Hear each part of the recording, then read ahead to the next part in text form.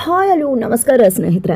ಇಲ್ಲಿ ಸಾಕ್ಷಿಗೆ ಕಾಲ್ ಮಾಡಿದಂಥ ಅಗ್ನಿ ಸಾರಿ ಕೇಳೋಕೆ ಹೋಗಿ ಮತ್ತೆ ಮೀಟಿಂಗ್ ಬರಬೇಕು ಅಂತ ರೇಗಿ ಫೋನ್ ಕಟ್ ಮಾಡ್ತಾರೆ. ಇದರಿಂದ ಈ ಮನುಷ್ಯಂಗೇನು ಸ್ಪ್ಲಿಟ್ ಪರ್ಸ್ನಾಲಿಟಿನ ಅಂತ ಸಾಕ್ಷಿಗೆ ಅನಿಸ್ಬಿಡುತ್ತೆ. ಆತ ಕಡೆ ನಿಕ್ಕಿ ಬರ್ತದಾಗ ಅಗ್ನಿ ಬದಲಾಗಿರ್ತಾರೆ.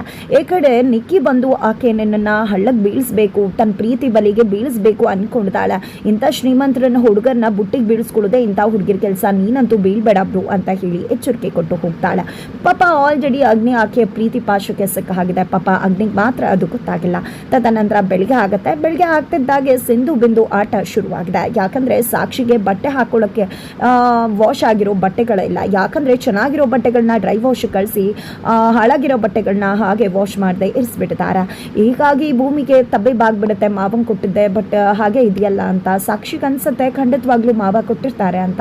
ಭೂಮಿ ಗೊತ್ತಾಗತ್ತೆ ಈ ಸಿಂಧು ಬಿಂದುದೆ ಏನೋ ಹೈ ಡ್ರಾಮಾ ಆಗಿದೆ ಅಂತ. ಹಾಗಾಗಿ ಅಕ್ಕ ನೀನೇನು ಯೋಚನೆ ಮಾಡಬೇಡ, ನೀನು ಖಂಡಿತ ಕರೆಕ್ಟಾಗಿ ಆಫೀಸ್ಗೆ ಹೋಗ್ತೀಯ ಅಂತ ಹೇಳಿ ಪಕ್ಕ ಪ್ಲಾನ್ ಮಾಡಿದ್ದೆ. ಸೀರೆ ಕೊಟ್ಟು ಸೀರೆ ಉಟ್ಕೊಂಡು ಹೋಗು ಅಂತ ಹೇಳ್ತಾಳೆ. ಭೂಮಿ ಕೂಡ ಸಕ್ಕದಾಗಿ ಕಾಣಿಸ್ತಿದ್ದಾಳೆ. ಆ ಕಡೆ ಅಗ್ನಿ ಕೂಡ ತುಂಬ ಚೆನ್ನಾಗಿ ರೆಡಿ ಆಗಿದ್ದಾರೆ, ಹ್ಯಾಂಡ್ಸಮ್ ಆಗಿ ರೆಡಿ ಆಗಿರು. ಅಗ್ನಿಯನ್ನು ನೋಡಿದೆ, ಬ್ರೋ ನೀನು ತುಂಬ ಹ್ಯಾಂಡ್ಸಮ್ ಆಗಿ ಕಾಣಿಸ್ತಿದ್ಯಾ, ನಿನ್ನಂತವನ್ನ ಬೀಳಿಸ್ಕೊತಾಳೆ ಸಾಕ್ಷಿ. ಸ್ವಲ್ಪ ಸೌಂದರ್ಯ ಇಟ್ಕೊಂಡೆ ತುಂಬಾ ಆಟ ಆಡ್ತಾರೆ, ನೀನಂತೂ ಬೇಡಬೇಡ ಅಂದಾಗ ಅವಳು ಚೆನ್ನಾಗಿರ್ಬೋದು, ಆದರೆ ನಾನಂತೂ ಬಿಡೋದಿಲ್ಲ ಅಂತ ಹೇಳಿ ಹೇಳ್ತಾರೆ. ಹಾಗಿದ್ರೆ ಒಪ್ಕೊಂಡ್ಬಿಟ್ಟೆ ಅವಳು ಚೆನ್ನಾಗಿದ್ದಾಳೆ ಅಂತ ನೀನು ಅಂತ ನಿಕ್ಕಿ ಹೇಳಿದಕ್ಕೆ.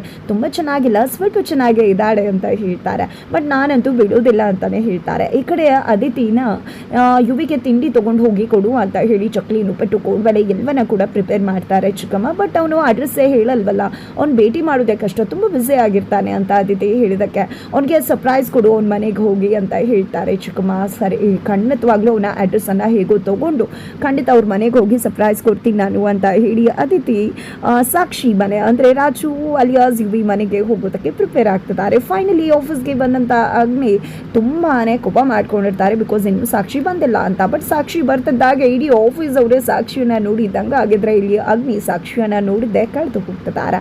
ಹಾಗಿದ್ರೆ ಮುಂದೇನಾಗುತ್ತೆ ಮುಂದಿನ ವಿಡಿಯೋ